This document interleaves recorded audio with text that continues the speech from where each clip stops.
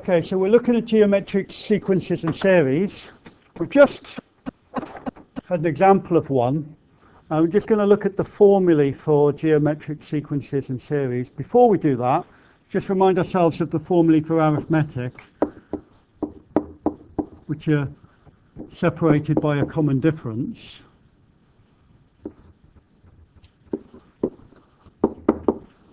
We have these formulae which say that Sn is equal to n over 2, 2a plus n minus 1d. You also had the other formula which involved knowing the last term.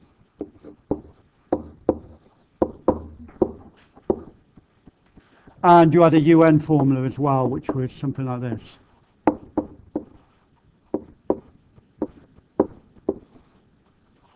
Okay, now as we see that arithmetic sequences and series have a common difference, but geometric have a common ratio. For example, the one we've just seen is 3, 6, 12, 24, where the first term is 3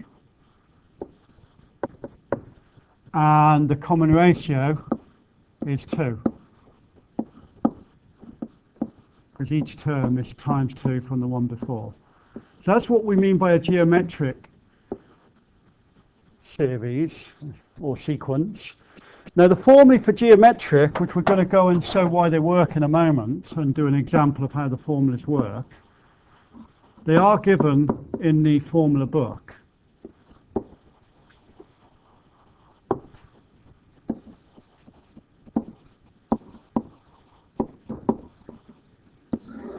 Okay, we have a UN formula, which is a r to the n minus 1. And we've got an Sn formula, which is a bracket 1 minus r to the n over 1 minus r. It is given in the formula book.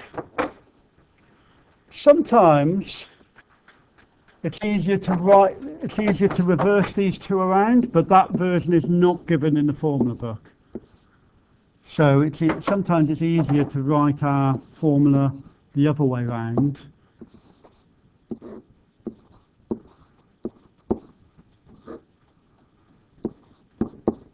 Because all we've done is change the sign of the top and bottom by doing that. So we've got two versions, but only the first two here, only these two are given in the formula book. But the third one, sometimes that's easiest. Particularly, this is going to be easier if r is greater than 1, for example, or r is less than minus 1. It's going to be easier, this one. Whereas if r is a fraction, that one is the one we're going to go for. But both of them work, obviously, and you could just decide, because these two are in the formula book, that's what you're going to use every time. Just be aware that you're going to, quite a number of cases, you're going to end up with a negative on the top and a negative on the bottom in those cases, which of course cancel to a positive. Okay, so that's really up to you. So we're going to go on to prove those formulae. It's if anything, more straightforward than the proof that we've already looked at with the arithmetic series formulae. Let's set it up. Let's look at the UN formula first, and let's do it in a general way.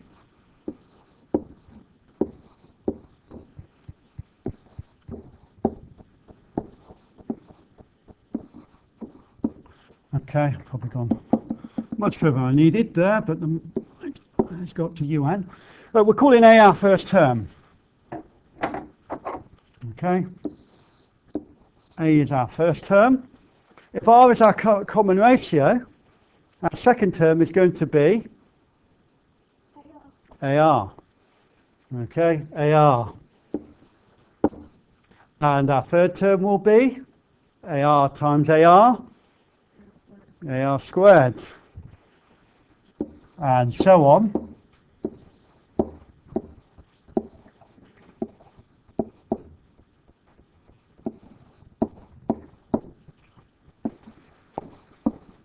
obviously. Right, so now, can anyone say what the nth term will be?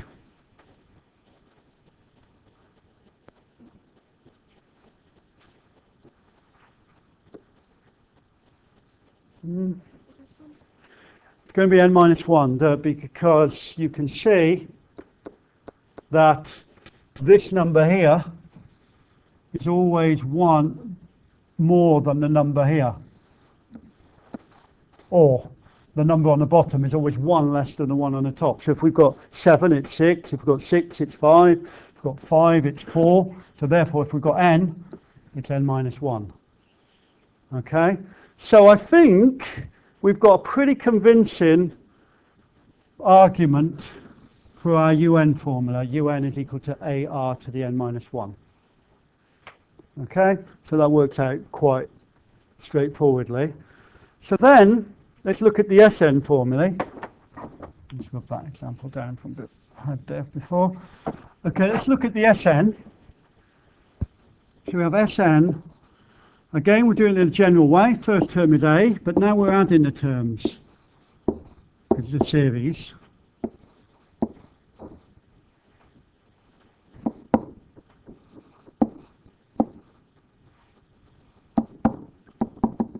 Don't need to go any further than that. AR to the n minus 1.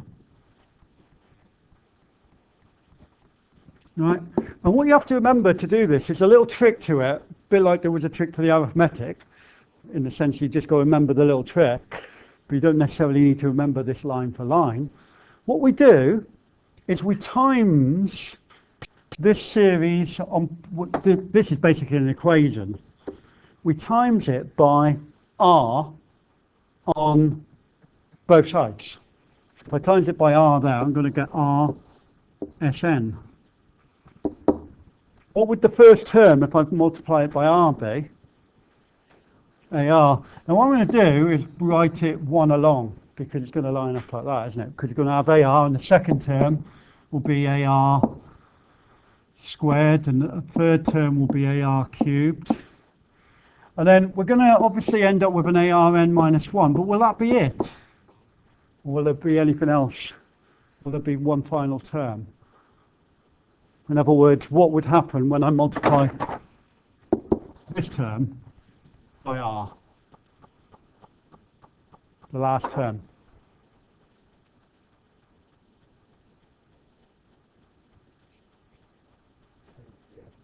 AR to the n. Because every time we're adding we've added 1 to the power, so basically it's gone across like this, isn't it? That's gone to there. That's gone to there, times by r, and so on. So if I times this one by r, it's adding 1 to the power, so it's AR to the n.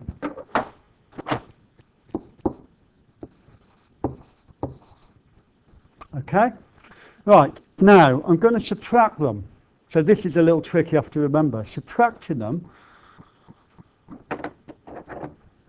if I take away, so you just have to remember that taking them away is this little trick. You've got to remember that, times them by r and then taking them away. And then, the actual process, the algebra, is not difficult, because we end up with here, r to the Sn minus r to the Sn equals 2. Well, obviously we're going to have the a, okay, but we're going to also have, well, what's going to happen with these terms here? What's going to happen to the AR? We're taking them away, so it just cancels out, it disappears. So all of these terms are going to disappear, up to and including this term. But what are we left with? Because obviously we've got this here. So we're left with minus AR to the n. Remember, we're taking this one away. The second one's being taken away.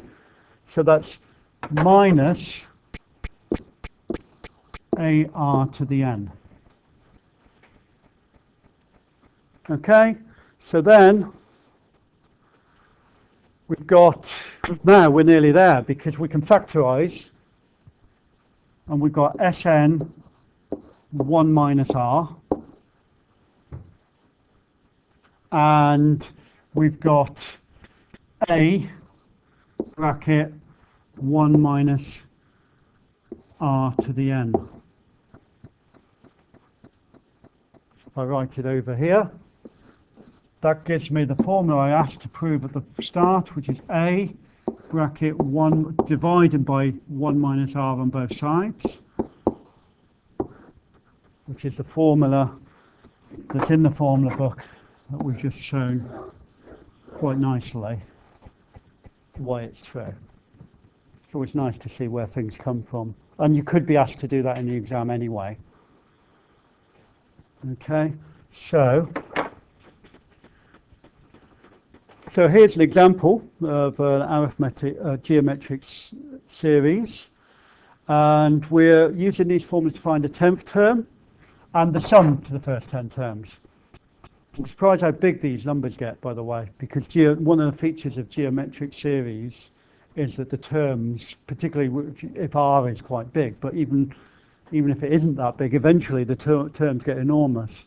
Don't know if you've heard the chessboard analogy, where if you put a grain of sand on a chessboard, and then on the second piece, because there's 64 pieces, you put a second on the second one, and then you put 4 on the third one, and then you put 8 on the fourth one. But apparently by the end of that process, you've got more than you have particles in the universe. You just got an absolutely huge number. I can't remember the analogy itself, but they do get very, very big, because geometric sequences and series do that. So U10 equals, right now, U10 is equal to A, that's 3, and the common ratio here is 4 to the r minus 1, so that's 4 to the 9. Okay, and that number is equal to, what is it? Everyone worked it out?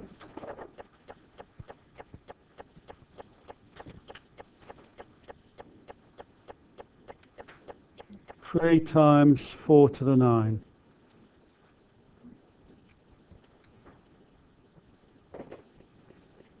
Can we 786432?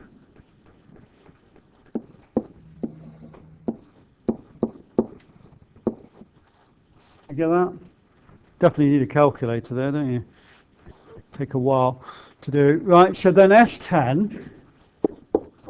Right, now I'm going to use the second version of these formulae, but I could use the first one. The only reason I'm using this second version, and I could get this easy enough by subtracting the other way, by the way, because if you notice when we showed it, we took this one from this one, but if we did the other way around, we'd just get the other one. So I'm going to use the second formula just simply because we'll end up with a positive number on top and bottom that way. Okay, so that means that the sum to 10 terms is 3 bracket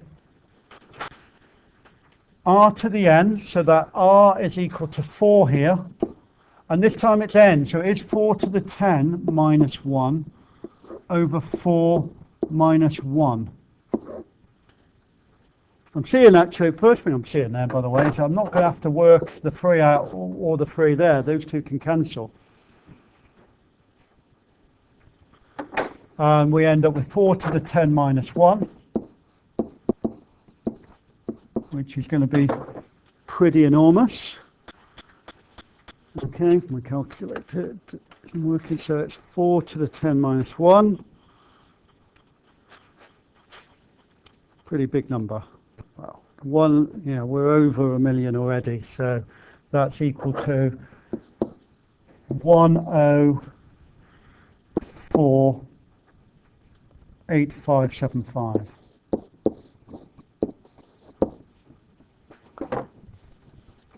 Okay, right, and there you go. That's we've pretty nicely, I think, shown proved the formula that are in the formula book, and done one pretty straightforward example showing how it works. Okay, that's it.